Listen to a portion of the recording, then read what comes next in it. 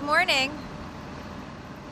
Good to see everyone. Thanks for being with us today. I'm here with President of Buses, Craig Cipriano, Chief Safety Officer, Pat Warren, and Al Petray, the Executive Director of the OMNY Fare Payment Program, to announce our return, just let me know if you can't hear me, to announce our return to front door boarding on buses beginning August 31st. This means, once again, we will begin collecting a fare on our buses. This is a crucial step as we continue to support the reopening of New York City. As you know, we've been facing the most serious financial crisis in MTA history due to the COVID pandemic. Pat Foy has called it a fiscal tsunami, which is a vivid and accurate description. The projected shortfalls are staggering. An estimated $16 billion deficit through 2024. The MTA is losing about $200 million a week in revenues from losses in fares, tolls, subsidies, and COVID-related expenses.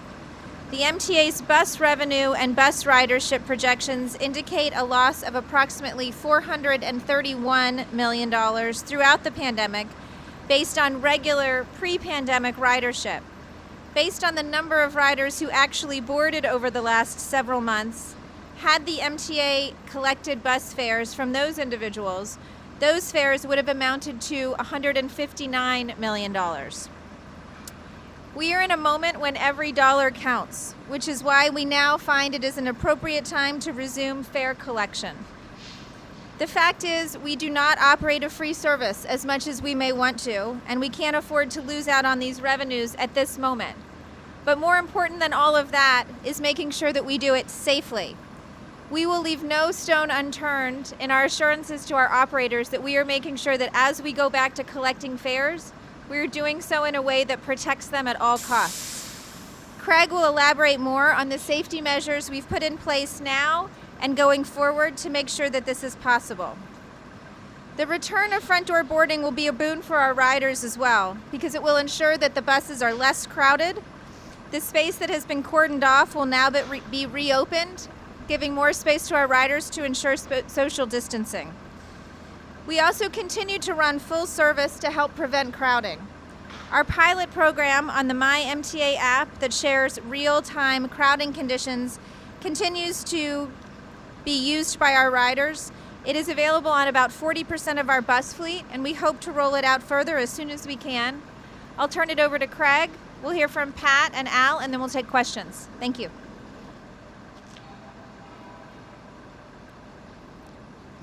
Thank you, Sarah. Thank you. So throughout this pandemic, the bus system has been here for New Yorkers. Just last week, we carried a high of 1.3 million people comparative to the subways. And as we head into the fall and more customers are coming back to the bus system, we know it's important that we provide more space on our buses and improve social distancing. But let me be clear, when we undertook rear door boarding, we undertook it because we knew it was important to keep our bus operators safe as well as our customers. And we know that the key to a sustainable bus system, one that's here to support the continued opening of New York City, is a healthy workforce. And towards that end, we've done a number of things to protect bus operators and customers alike as we open up our front door. And we're going to show you some of those today. The first thing I want to tell our customers, one of the most important things is continue to wear your mask. Our latest numbers show that 96% of our customers are wearing masks, and we need 100% of our customers to wear masks. Not only wear those masks, but to wear them right. Please, covering your nose and your mouth when you're on board the bus. Additionally, as we open up the front door, we'll be providing extra protection on the bus operator compartment. All our buses will be equipped with bus operator barriers, a few of those as you'll see here today. In addition, to provide for more social distancing, we'll be moving back the traditional white line that we ask customers to stand behind. The white line will be moved back to the rear of the front stepwell, and again, we ask all our customers to please respect that distance and stay behind the white line for added social distancing with our bus operators. Additionally, we are doing some added efforts on our filtration systems. Already we went and we set a policy that we're practicable that our bus operators should keep the windows open. As we look ahead, we are enhancing our bus filters to MERV 8 to 13 filters. Filters that filter out the antimicrobials more efficiently, and we'll continue to do that as we look ahead. Finally, I just want to reiterate, as we open up the front door, please, continued mask compliance is very critical. In fact, as you see, we have had a number of routes where we had placed mask dispensers on board our buses.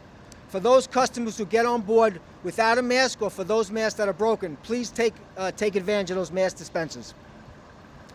Lastly, as we know, we're in a full-blown financial crisis. But opening the front door and beginning to collect fares will not be done at the expense of anyone's health. We are doing anything we can, anything and all we can. As a matter of fact, this comprehensive strategy is more than we've seen in any other bus system across the nation, and we continue to look for additional efforts that other systems are doing that we might not have included today.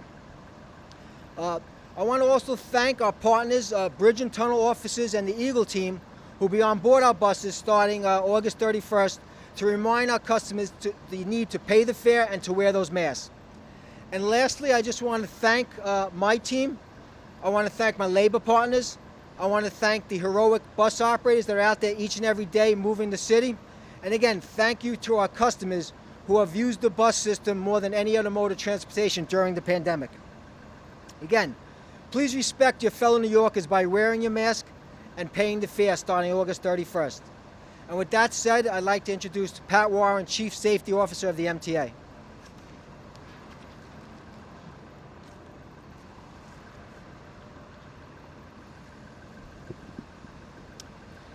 Thanks, Craig.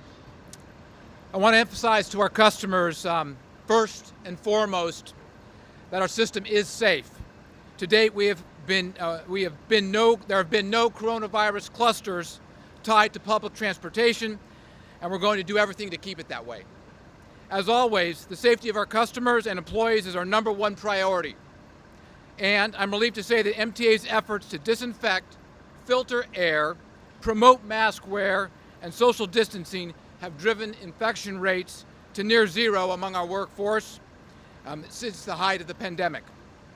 Like Craig and Sarah said, the addition of new protections for our bus drivers will facilitate more space to spread out our customers, which delivers a win-win safety improvement for both drivers and customers. As you know, we continue to aggressively disinfect our fleet multiple times a day. Since March, buses have been cleaned an amazing 453,000 times. We've also distributed at least 6 million masks, 8 million pairs of gloves, over 55,000 gallons of hand sanitizer, 5.3 million sanitizing wipes, 155,000 gallons of cleaning solution, and will continue this distribution as long as it's needed. As you've heard repeatedly today, the most important thing customers can do to promote public health for each other is to wear your mask. It's the law, and more importantly, it's the right, responsible thing to do. We have mask force teams routinely fanning out across the system, handing out free masks as part of Operation Respect. We thank the city and the state who have generously donated 4 million masks for this purpose. New signs and messaging can also be found on our buses, which outline best safety practices. I should note that we will be inserting our New York City Transit agents, Eagle teams, and Bridge and Tunnel officers onto the buses next week to remind customers that fare collection resumes on August 31st and to wear a mask. They will have masks on hand to give customers who need one. After that time, these teams will be performing spot checks throughout the system, both on buses and subways, quite frankly. Now, let me turn to Al Patray and ask him, what time is it? Pat, you know what time it is. It's OMNY time. Riders will be able to pay the fare using contactless OMNY readers at the front door on all buses in Manhattan and Staten Island. Riders will also be able to pay the fare using OMNY at the rear door on all Manhattan SBS routes. To be clear, This is only Manhattan SBS routes. Omni will not be available for fare payment at the back door on regular service buses because we do not currently have a proof of payment system in place on those buses. This will come later in the Omni rollout. As you know, our deployment is done in 5 individual phases. Our system-wide installation of Omni remains on schedule, and we're making really great progress. All buses in Manhattan have been equipped with Omni readers, and we're expecting to finish the Bronx off in the coming weeks. In the meantime, regular bus service will require fare payment at the front door as they did before the pandemic. We need everyone to pay their fare, so do the right thing and pay your fare. Now I'll turn it back over to Sarah for questions.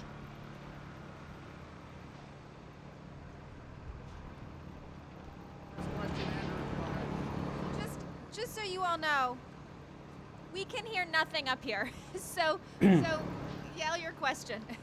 Sarah, Okay, I can hear you. riders have not paid their fare on buses for 5 months. How realistic is it to expect that you will get compliance on this on August 31st? Will you build in a grace period, and are you prepared to enforce the payment? Look, it's important for us financially to get back to collecting the fare. And so do I expect 100% full compliance from day one?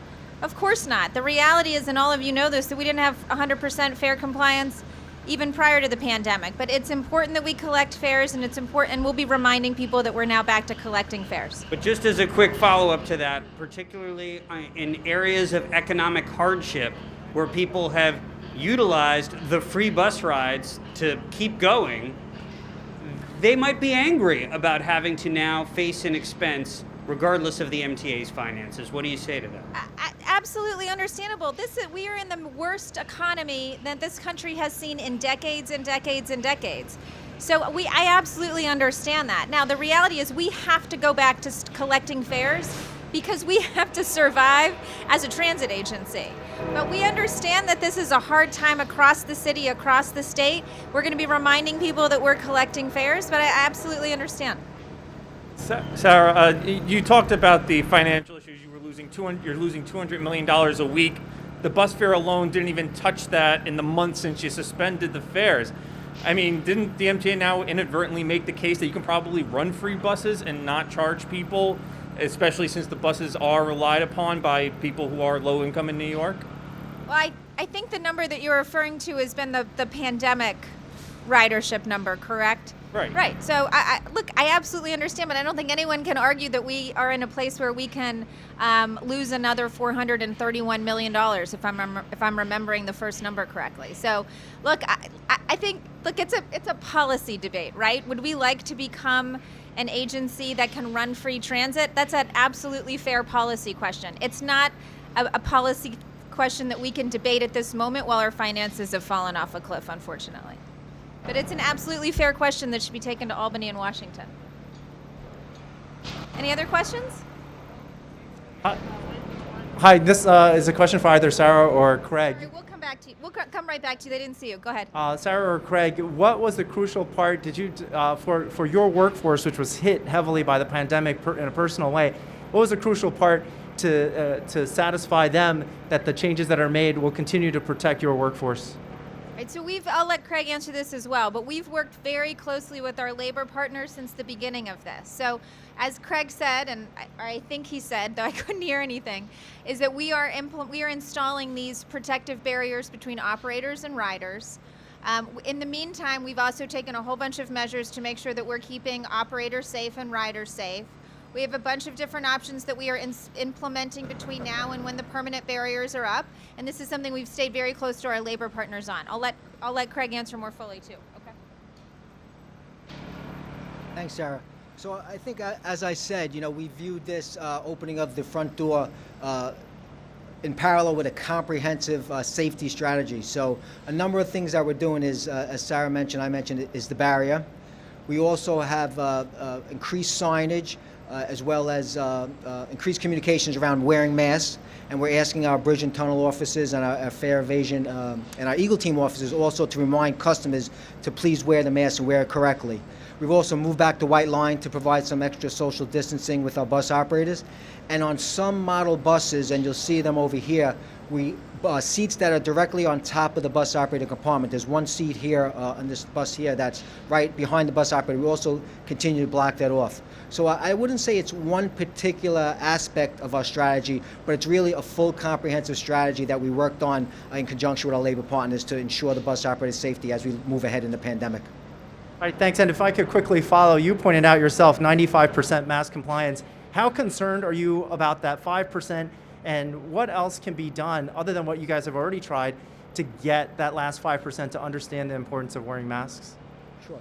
So I think within that last few percentiles, there also are some people that, based upon hidden disabilities, might not be able to wear masks, and we understand that. But we want all individuals that can wear face coverings and masks to wear masks. You know, it's not only the law, but it's out of respect for your fellow customers and bus operators. And we'll continue to do everything we can, including vigorous communications. We have another mask force effort out there this week on buses and subways.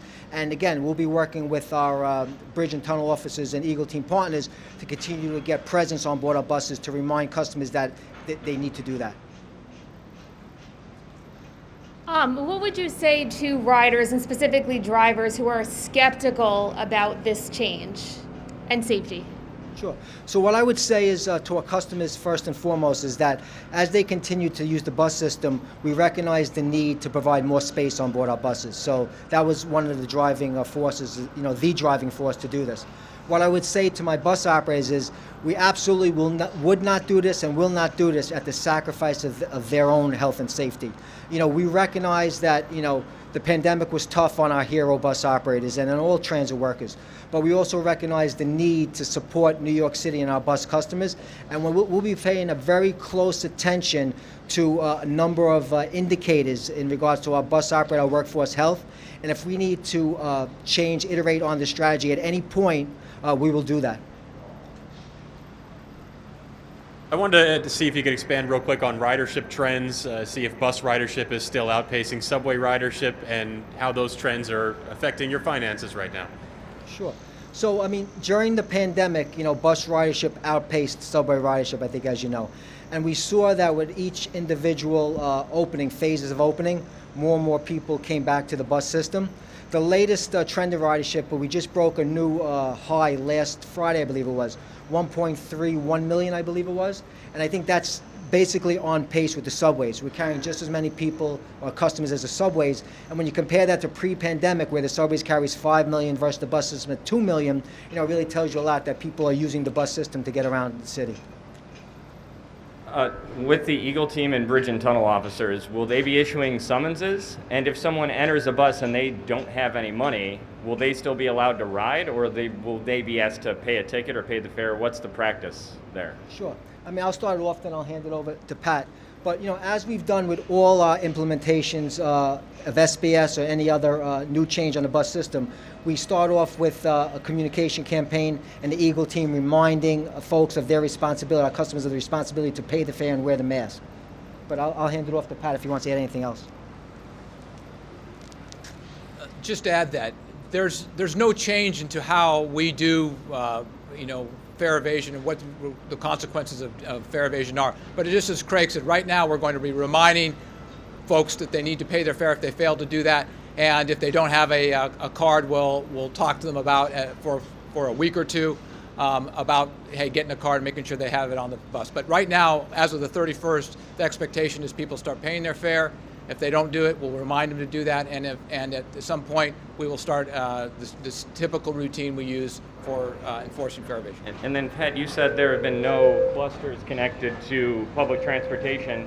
So does that mean that most of the bus operators who got sick contracted it in depots and break rooms instead of on the road? Is that your understanding?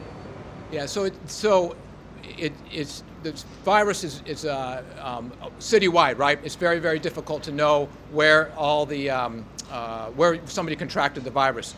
But as we look at writing on the system, there's no evidence right now that shows exactly that that transit systems were where clusters were developed. And when do all the buses now have some kind of barrier for the drivers? And when can drivers expect those MERV filters to be installed fleet-wide? So, as you know, all our local buses have the existing barrier. The enhanced barrier will all be in all our buses by August 31st. As far as the enhanced filters, well, let me start off with, we already set a policy back in, I believe it was in July where it came into effect, where all bus operators can open up windows for increased airflow on board the buses. We're currently, and again, we have 16 different model buses, so we're working with manufacturers. We've already started increased filter changes. Some of our bus models already have the MERV 13 filters, and other MERV filters are coming in over the coming weeks. How long does it take for air to filter through a bus? The question is how many air exchanges? I'm not sure. How long does it take for the air to circulate through the bus? Actually, I'd have to get back to you on the exact answer to that question. Okay. I don't know it, but there is. Yeah. We have some calculations we've done, and we can get back to you on that. Can you just how many buses are we talking about here? Are we talking about only the New York City Transit buses, the express buses, Staten Island buses? How many buses do you have in the system, and are all of them getting retrofitted? Sure. So we have 4,900 local SBS type buses that you see here. We have another 1,000 express buses that you see behind me. Every single one of those buses will have some type of enhanced barrier on August 31st. Sorry, Craig, you mentioned I didn't catch you in your opening remarks. You were talking about a filter you were getting. Can you talk about that and the importance of the air part of the coronavirus prevention? Sure. So the filter really is an added, an added benefit to the whole strategy. The key piece is that increased airflow, and we've done a number of things in regards to allowing our bus operators to open up the windows and get more airflow into the bus. But what we've also done is we've increased filter changes, the periodicity of the filter changes, and we're also moving from the standard air filter to these higher efficiency rated, what they call MERV air filters. And again, we've done that on some portions of our fleet. We'll continue to do that in the coming weeks. How often? You say you're changing the filters more often. What Yes. was the standard? We're changing the filters now every month. Every 30 days we're getting a filter change. It was closer to 6 to 8 weeks before that. Okay, thank you.